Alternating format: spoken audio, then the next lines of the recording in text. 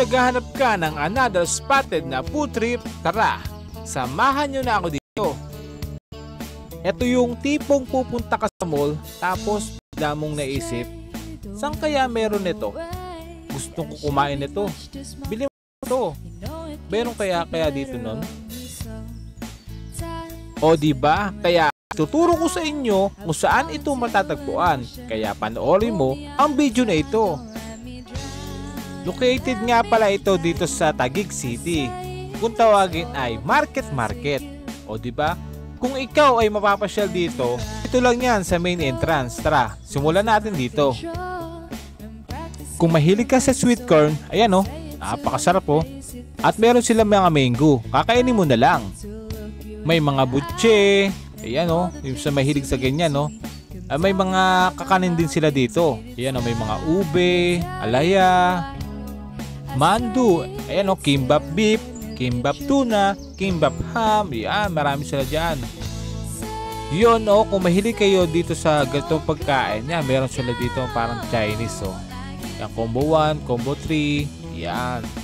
At ito nga pala yung tinatawag nilang fish cake. Yan o, 120 pesos.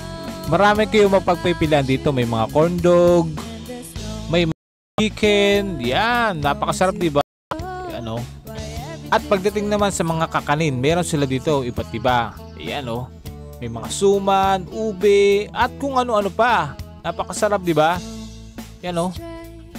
At pwedeng ipasalubong ito. Ayan o, kung naghahanap ka ng pasalubong. Get one free. O, di ba?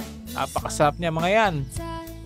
Makikita mo dito talagang fresh na fresh ang mga pagkain nila dito. Dahil nasa mall, di ba? Ayan o, may mga Shanghai. Oh, ayan oh, may pre-taste pa oh. Ayan oh, si Kuya, bigyan niya ako ng pre-taste.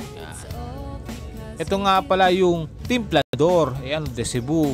Ito yung tipong kahit walang sausawan, napakaslasa niyan. Oh, ayan oh, napakasarap ng lechon, di ba? Kung mahilig ka diyan, puntahan mo na yan. Marami ka talagang pwedeng salubong dito. Katulad nito, may mga pasta, pizza, yun oh. May mga ready to eat na sila dito. Yan, may mga Korean food din sila dito. O syempre, pagdating sa pasalubong, hindi mawawala ang mga chicharon.